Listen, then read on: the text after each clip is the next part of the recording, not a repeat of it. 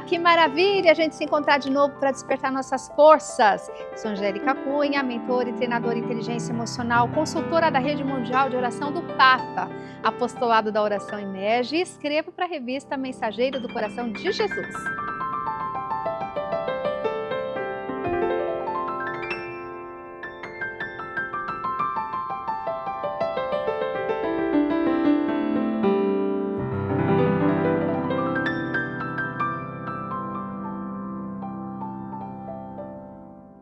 No episódio anterior, eu comecei falando da saúde mental, mas eu falei de hábitos, não foi? Então, continuando a falar de mente, vou falar hoje dos grandes mudadores de hábitos aí. Mas, como eu sempre te peço, curte esse vídeo, compartilhe, inscreva-se no canal. Gente, compartilhar é super importante, que você faz com que mais gente tenha essa informação. E é tão bom levar informação de qualidade para as pessoas, não é? Muito obrigada por sua ajuda, viu? Inclusive, eu sempre falo para você de meta, de objetivo. A gente está com uma meta aqui de 100 mil inscritos no canal do YouTube do Apostolado da Oração Brasil. Que tal você nos ajudar, hein? Vamos que vamos. A gente conta com você, viu? Vai compartilhando, porque é através do compartilhamento que a gente consegue alcançar mais pessoas. Vamos entrar nessa campanha? Vamos que vamos? Bater essa meta esse ano? A gente conta com você. Bom, no episódio anterior, eu expliquei que hábitos são as escolhas que todos fazemos por vontade, deliberadamente, em algum momento, e nas quais nós paramos de pensar depois, mas continuamos fazendo, normalmente todo dia. Depois, nós paramos de fazer escolhas e o comportamento ele se torna automático. Por que o cérebro faz isso? Para otimizar o tempo, para economizar energia, tá? E é uma consequência natural da nossa neurologia. Bom, tem um marqueteiro que chama Claude Hopkins. Ele era mais conhecido por uma série de regras que criou, explicando como formar novos hábitos entre os consumidores. Sim, para que todos possam comprar muito mais. Essas regras transformariam indústrias inteiras e acabariam se tornando uma sabedoria convencional entre os marqueteiros, vendedores, reformadores pedagógicos, profissionais da saúde, olha onde chegou, políticos e diretores executivos. Mesmo hoje, as regras de Hopkins influenciam tudo, desde quando compramos produtos de limpeza até os recursos que o governo usa para erradicar doenças. Elas são fundamentais à criação de qualquer nova rotina. O segredo, ele disse, era que ele aprendera a psicologia humana certa. Essa psicologia era fundamentada em duas regras básicas. A primeira, ache uma deixa simples e óbvia. E a segunda, defina claramente as recompensas. Vou dar uns exemplos para vocês aqui, ó. Angélica, o que pode exemplificar isso? Vamos pensar no WhatsApp, vai. Quando o smartphone vibra, ou toca o sininho, uma notificação com uma nova mensagem, o cérebro começa a antecipar a distração momentânea que abrir a mensagem proporciona. Essa expectativa ela pode ser satisfeita até o ponto de, você está numa reunião, por exemplo, e está todo mundo ali ligado no WhatsApp, no smartphone. A pessoa fica irrequieta, ela não fica parada, você entendeu? Mesmo que seja só um resultado de um jogo, por exemplo, ou a pessoa esperando alguma mensagem, nem chega ao ponto do celular vibrar, nem chega ao ponto do celular tocar o sininho da notificação lá. A pessoa já está em cima do celular, entendeu? Olhando toda hora. Gente, é sério isso, é sério. Eu até fiz um detox de WhatsApp uma época, sabe? O meu celular, ele não tem notificação, gente. Não tem, só a luzinha acende. Por quê? Porque quando tinha vibracal ou quando tinha aquele som, o barulhinho lá sonoro, o que acontecia comigo? Eu já ficava com tique. Acredita? Quando tocava o dia todo, eu trabalho com muita gente, eu atendo pessoas também, eu tenho mentoria. Então, o dia inteiro tocava o celular, o dia todo tocando aquele barulhinho do WhatsApp. Aquilo começou a me dar tique nervoso. Começou a me causar ansiedade. O que eu fiz? Tirei notificação de tudo. O meu telefone, ele é mágico, assim. Eu só vejo ligação depois que o povo ligou, mas eu ligo em seguida, entendeu? Porque eu falei, não dá. E aí, o que eu te falo? isso acaba se tornando um vício, porque os hábitos, eles podem se tornar vícios. Alguns são semelhantes a vícios, né? Porque o desejo, aquele impulso que você tem, o estímulo, ele evolui para um anseio obsessivo, que pode forçar o nosso cérebro a entrar no piloto automático. Mesmo diante de fortes desincentivos, por exemplo, incluindo perda de reputação, emprego, lar, família, o vício leva a gente para o buraco, né? Para o fundo do poço. Muitas vezes, o vício ele é físico, com raízes psicológicas e talvez até genéticas, como até no campo lá das químicas, né? Vício químico, às vezes vem na genética mesmo, não é? E como é que a gente entende os anseios, né? Exemplo dos exercícios.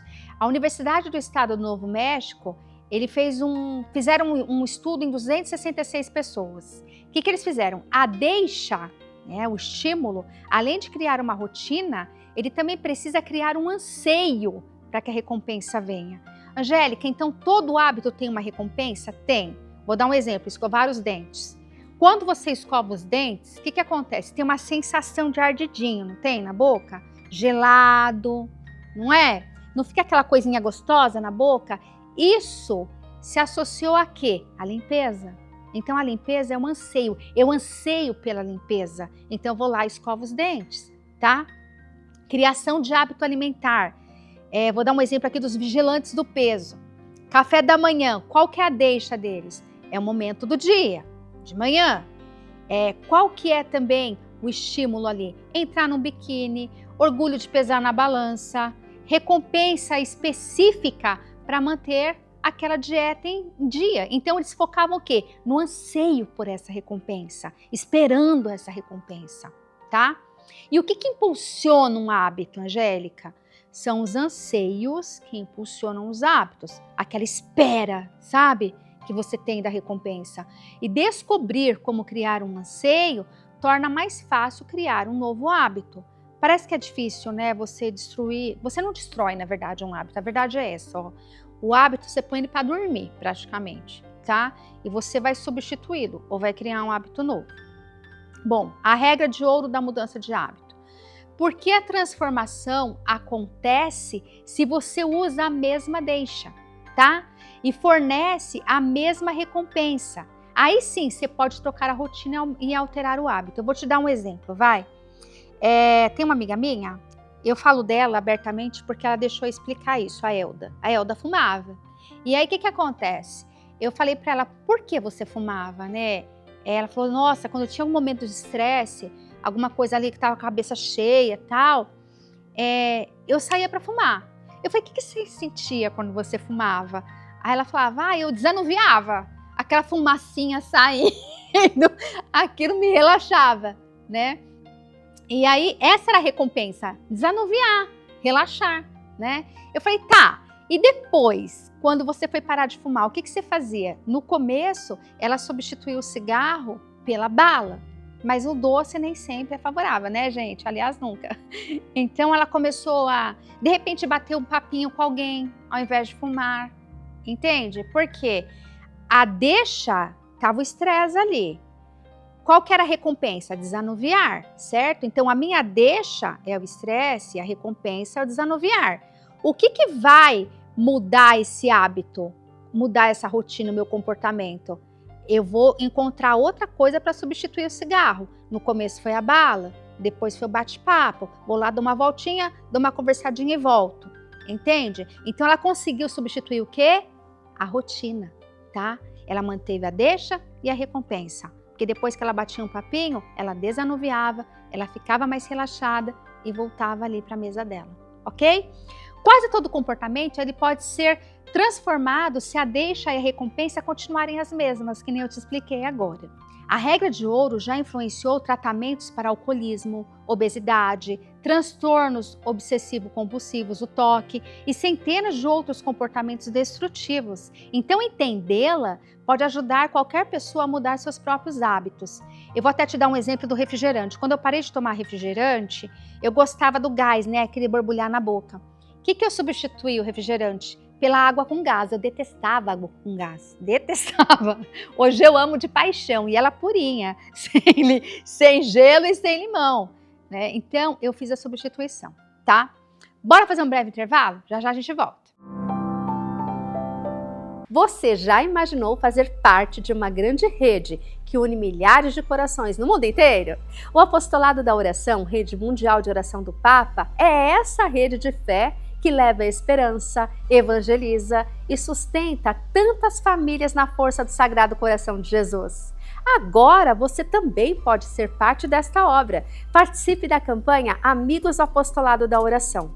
Com a sua colaboração, ajudamos a levar a mensagem do Evangelho, formamos jovens no MEG e espalhamos a devoção ao coração de Cristo em cada canto do Brasil. Ligue, entre em contato conosco e faça parte desta família de oração e evangelização. 11 2495 5201 é o nosso telefone. Vou repetir. 11 2495 5201. Porque quando o seu coração se une ao de Jesus, o mundo inteiro é alcançado pelo amor.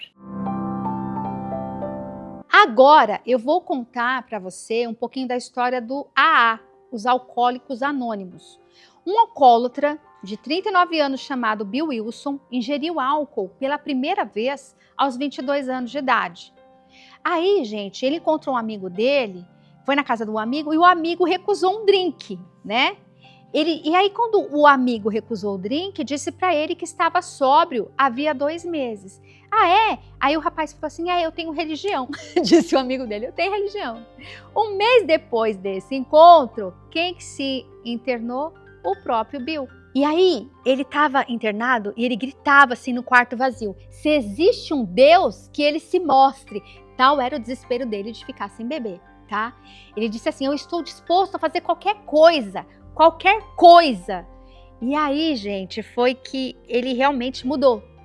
Bill Wilson, depois disso, jamais tomaria outro gole de álcool. Durante os 36 anos seguintes, até morrer de enfisema em 1971, ele se dedicaria a fundar, construir e disseminar os Alcoólicos Anônimos, o AA, até que se tornasse a maior, a mais conhecida e a mais bem-sucedida organização de mudança de hábitos do mundo.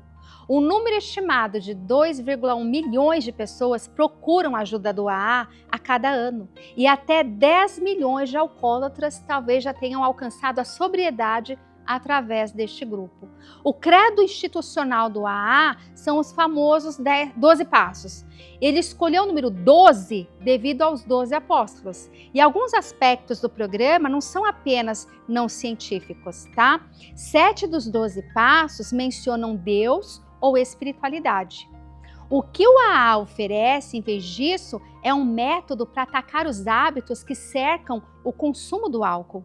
Os Alcoólicos Anônimos, em essência, são uma máquina gigante para mudar loops de hábitos. E o AA dá certo porque ajuda os alcoólatras a usarem as mesmas deixas e receberem as mesmas recompensas. Mas o que ele altera? A rotina.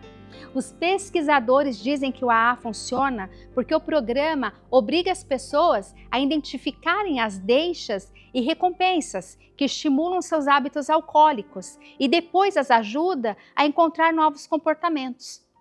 O AA pede que os alcoólatras procurem as recompensas que o álcool lhes proporciona, fazem eles pensarem que anseios, pergunta o programa, estão pulsionando seu loop do hábito. Muitas vezes a embriaguez em si não aparece na lista. Os alcoólatras anseiam por bebida porque ela oferece o quê? Fuga, relaxamento, companheirismo, alívio de ansiedades e uma oportunidade de libertação emocional. Eles podem ansiar por um drink para esquecer suas preocupações, mas não anseiam necessariamente por se sentir bêbados, entendeu? O AA força você a criar novas rotinas do que fazer cada noite em vez de beber.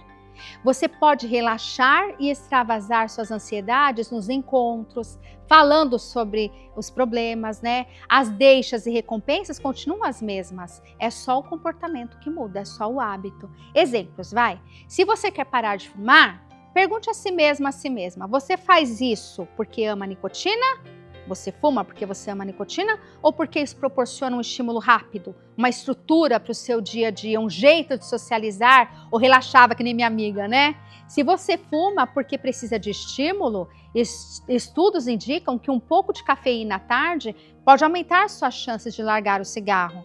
Mais de 30 estudos de ex-fumantes descobriram que identificar as deixas e recompensas que eles associam aos cigarros e então escolher novas rotinas que forneçam compensações parecidas, um nicorete, uma rápida série de flexões de braço ou simplesmente tirar uns poucos minutos para se alongar e relaxar, aumenta a probabilidade de que eles parem de fumar. Interessante, né? Então entenda que, se você identificar as deixas e recompensas, você pode alterar a rotina, pelo menos na maior parte das vezes. Para alguns hábitos, no entanto, há outro ingrediente necessário, a fé, né? Então a gente parte para algo mais profundo e mais espiritual. O que é importante aqui? No final das contas, é você entender que se você tem um hábito negativo, um mau hábito, tem como você mudar. Isso não é sentença para a tua vida. Se você tem um hábito, tem como você mudar. Não é sentença para a tua vida, sabe? Pensa aí, o que faz você, essa deixa? O que está estimulando esse mau hábito? Como é que você faz esse mau hábito, teu comportamento, e o que você ganha com isso? Mas o mau hábito tem recompensa? Tem. Tem sim, e eu vou falar disso depois. Muita informação passei para você, né? Muitos gatilhos mentais aqui. Mas depois de desenvolver esse tema, no próximo episódio, a gente vai falar sobre como mudar qualquer hábito, tá? Eu te encontro lá, não é? Beijo, até! Eu quero lembrar você que este programa, ele está no canal do Apostolado da Oração Brasil. Então, não se esqueça, inscreva-se no canal, clique no sininho para notificações quando tiver coisa nova, curte esse vídeo, compartilhe, vai ser uma alegria estar junto com mais pessoas que gostam de ter mensagens boas, gostam de informação, gostam de desenvolver pessoal e profissionalmente. Eu conto com você!